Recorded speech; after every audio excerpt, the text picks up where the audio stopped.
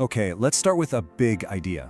What if the world you see, you hear, what you remember, what if it's not a perfect recording of reality? What if instead it's more like a story? A story that your brain is telling itself brand new every single second.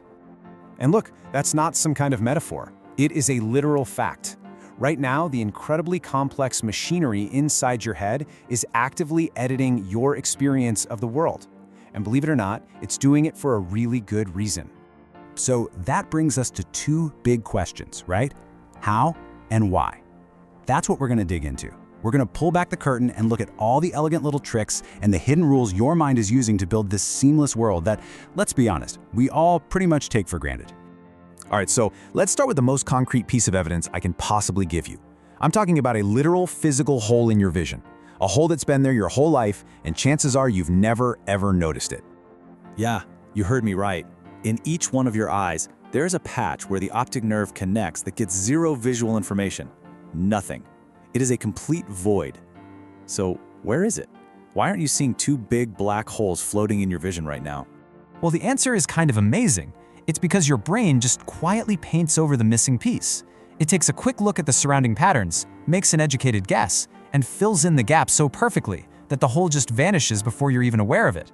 And this is a perfect example of your brain's most fundamental job. See, it doesn't just see the world, it anticipates it. Okay, so if our brain is filling in a literal hole in our vision, what else is it doing? This is where we get to the really big idea. Your brain is always predicting. It's constantly making its best guess to construct, well, your entire reality. I bet this has happened to you.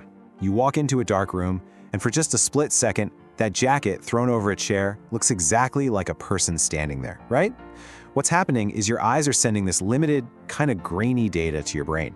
It sees a shape it recognizes, and bam, its fastest prediction is person. Then, a millisecond later, as more light comes in, it updates its guess to, oh, nope, just a jacket. That first image you saw? That wasn't reality. It was just the brain's best guess. You see, perception isn't passive, like a camera just recording what's out there. It's an active process. Your brain is like a little scientist, constantly forming a hypothesis about the world and testing it, all in a matter of milliseconds.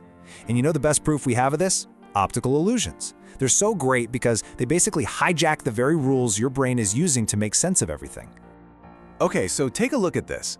Which of these lines looks longer? Go on, trust your gut, trust your eyes. One of them just feels longer than the other, doesn't it? You can see it, plain as day. But the real question is, are your eyes telling you the truth?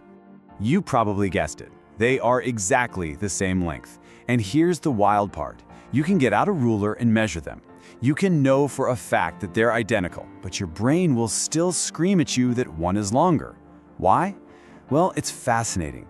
It's not a bug or a mistake. It's your brain correctly following a hidden rule. See, your brain has learned a shortcut over thousands of years. It uses angles to judge depth. Those outward-pointing arrows look like the far corner of a room, so your brain thinks, aha, that line must be farther away, so I need to make it look bigger. It's a survival trick that usually works perfectly. But in an illusion like this, it exposes the hidden machinery of your vision. It lets us see the architect at work. And this is so important. This architect isn't just in charge of your eyesight. Oh no, this same predictive system is running the show for all of your senses. We're talking about not just what you see, but what you hear, and maybe most incredibly, what you even remember. Think about this. Have you ever tried to have a conversation in a really loud, crowded room? You think you're hearing everything they're saying, but you're not. Your brain is actually just catching bits and pieces, fragments of words, and then, using the context of the conversation, it's filling in all the blanks. It does it so well you don't even notice the gaps. It's literally constructing sounds that never actually hit your eardrum. But maybe the most surprising construction of all is our own memory.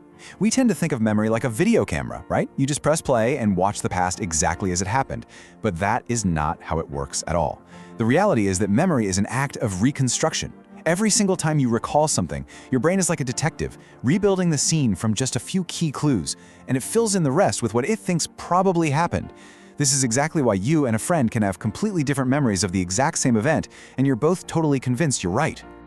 Okay, so we've seen how the brain does all this filling in and predicting. But why? Why doesn't it just give us the raw, messy, incomplete data? Well, the answer comes down to one word: survival. This whole system isn't a flaw, it's a feature, and it's designed to be incredibly fast and efficient. And you just proved it to yourself right now.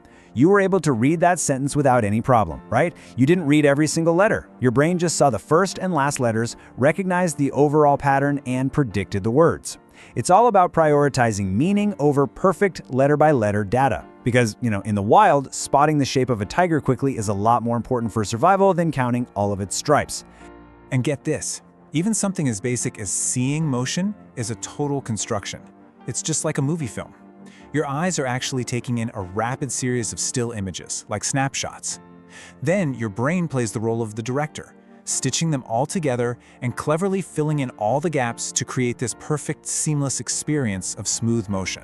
But the motion itself, it's all an illusion created in your head. Okay, let's just take a step back for a second. We've got the blind spot that our brain patches up. We have optical illusions that trick our predictions. We have sounds that we hear that aren't there. And we have memories that are rebuilt every time we access them. So what does this all add up to? Let's tie it all together. All these things, that shadow you thought you saw, that word you swore you heard, that memory that feels so real but might be wrong, that impossible optical illusion, they're not your brain failing, not at all.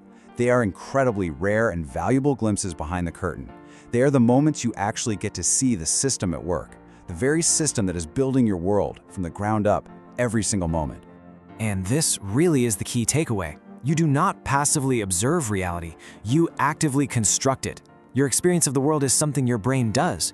You are the architect, taking all the raw materials, sensory data, predictions, memories, and building your reality second by second.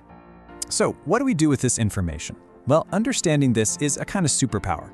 It means you can start to question your own first impressions. You can challenge your own sense of certainty with, a little humility. It helps you get curious about why you see the world the way you do, and maybe, just maybe, why someone else might see it completely differently. So I'll leave you with this final thought. If your reality is a construction, and you are the architect, what are you going to build with that knowledge? Does it make you more open to hearing someone else's point of view? A little more cautious about being 100% certain about your own beliefs? It's a big question, and the answer, well, that's what you get to decide.